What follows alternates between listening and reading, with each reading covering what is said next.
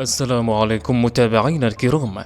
شاب تزوج بامرأة أكبر من أمه، لكنه وجد شيئا خطيرا جعله يبكي طوال حياته. إنها قصة غريبة جدا ونادرة للغاية، وللأسف تحدث مع العديد من شبابنا في هذه الأيام، خاصة من يبحث عن المال والسعادة بطرق غير مشروعة. وهذه القصة للإفادة الكبيرة، فتابعونا حتى النهاية.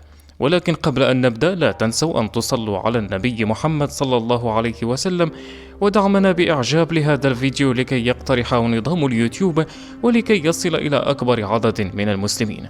هذه القصة حدثت لشاب اسمه علي.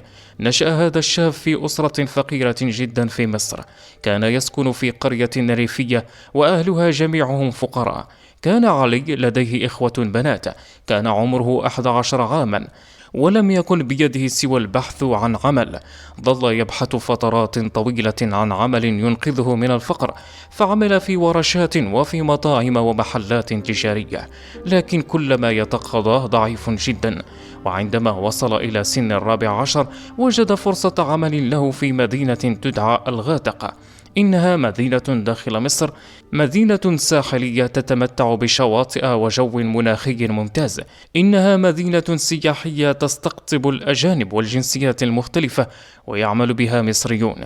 وجد علي فرصة عمل في هذه المدينة، وذهب إليها وبدأ يعمل فيها كمنظف لغرف الفنادق السياحية. ولأن هذه المدينة جميع من يعيش فيها أجانب، وبحكم عمل علي الذي كان يعمل مع الأجانب باستمرار، بدأ يتعلم بعض الكلمات الأجنبية، ذلك ليتحدث بها مع الأجانب. بدأ يحترف في كتابة الكلمات الإنجليزية، كما أنه استطاع كذلك أن يتحدث مع الأجانب باستمرار.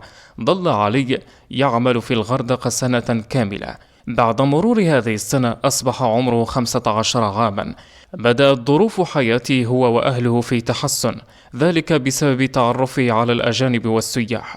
كما استطاع أن يأخذ منهم ثمن خدمات إضافية يقوم بها، وكان يصرف على أهله بشكل جيد. وعلى الرغم من أن علي سنه صغير، إلا أنه وقع في المحرمات. وقع في الزنا لمرات عديدة مع الفتيات الأجانب. كان يأخذ منهم أموالا نتيجة هذه العلاقات المحرمة. أصبح علي يعمل في الأمور المحرمة فقط، يقوم بالعلاقات ويأخذ أموالا عليها. هي بالطبع أموال حرام. أصبح الشاب يبيع جسده ونفسه مقابل أموال لمن يدفع أكثر. كان سعيدا بهذا الأمر. إنه يزني ويتمتع، وبالمقابل يأخذ الأموال، لكن الحرام لن يدوم طويلا. بعد وصوله إلى 16 عاما، كان علي يشعر أن العمر يمر به. لم يحقق ما يريد ويعمل في الحرام، كما أن صحته ستبدأ في الانهيار نتيجة لتعدد هذه العلاقات. كما أن أمواله كانت تصرف دائما دون شعور، لأنها أموال غير مباركة. شعر علي أنه لم يستطع أن يجمع أموالا حتى يتزوج، أو يجمع أموالا لعمل مشروع. وفي أحد الأيام تفاجأ علي بفرصة ذهبية يحلم بها شباب كثيرون، ولكن ينتقدها شباب كثيرون أيضا، لأنها شيء محرم. يقول علي أنه في أحد المرات جاءت إليه سيدة تبلغ من العمر 75 عاما، كانت تقيم في الفندق الذي يعمل فيه علي، وتقيم فترة سياحية في الفندق. تعرف علي على هذه المرأة، وبدأ علي يثير إعجابها الشديد. بدأت المرأة التقرب من علي كثيرا، وبدأت تحكي معه في الكثير من الأمور الخاصة. بعدها أصبحوا يتقربون من بعضهم البعض بشكل كبير. سرعان ما استغل ذكاءه حتى يجعل المرأة تقترب منه وتحبه جدا. كانت تدفع له مالا كثيرا مقابل الزنا، وعرضت عليه الزواج مقابل الأموال التي ستدفعها له. سرعان ما وافق علي، لأن هذا الأمر يعتبر فرصة ذهبية، لأن المرأة التي تحبه سيتزوجها الآن، ولأن موتها قد اقترب. إنها تبلغ من العمر 75 عاما، وهو يبلغ من العمر 16 عاما فقط. لديه فرصة كبيرة، ستموت قريبا، ويبقى هو الوارث الشرعي الوحيد لهذه المرأة.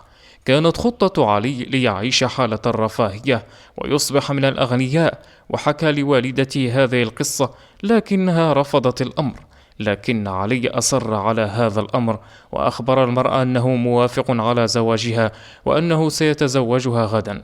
وأتم علي مراسم الزواج، وأخذت المرأة العجوز علي إلى فندق سياحي كبير لإتمام مراسم الزواج هناك.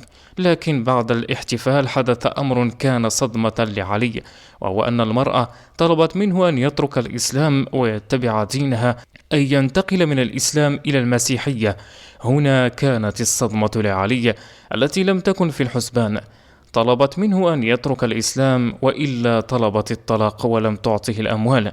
هنا دخل الشيطان لعلي. الشيطان أخبره بأنه يفعل كل شيء محرم من زنا وشرب الخمر، فلماذا إذن لا تترك دين الإسلام لكي تأخذ أموالك من المرأة العجوز وتعود للإسلام مرة أخرى، تبني المساجد وتتوب؟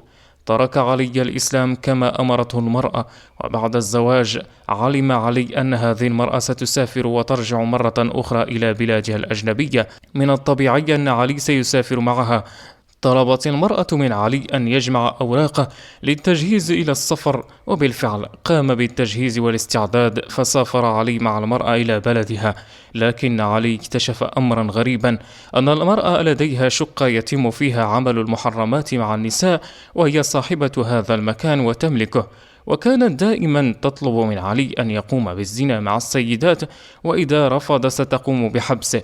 وبالفعل تمادى علي في هذا الأمر، وهو على أمل أن ينتهي، لكن استمر الوضع ل9 أشهر، وبدأت صحته تضعف، فذهب إلى الطبيب واكتشف علي أنه مصاب بالإيدز، أي ما يطلق عليه السيدا.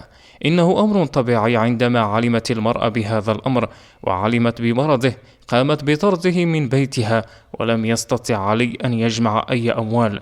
رجع إلى بلدته مريضا فقيرا لا يعلم أين هو مصيره الآن. فعل الزنا وارتكاب المحرمات وأصبح مريضا والموت يقترب منه، وهذا مصير الطريق الحرام. السعادة في الإسلام هي أداء العبادات، والحمد لله على نعمة الإسلام. نتمنى أن تكون في قصة علي عبرة وسلام. هذا والله تعالى أعلى وأعلم، وصل الله وسلم وبارك على سيدنا محمد وعلى آله وصحبه أجمعين. اللهم ارحم واغفر كل من نشر هذا المقطع. إذا أتممت الفيديو إلى آخره فلا تخرج قبل ترك تعليق بالصلاة والسلام على نبينا محمد صلى الله عليه وسلم، ولا تحرمنا أجر مشاركة هذا الفيديو لكي يستفيد منه كل مسلم، فالدال على الخير كفاعله. والسلام عليكم ورحمة الله وبركاته.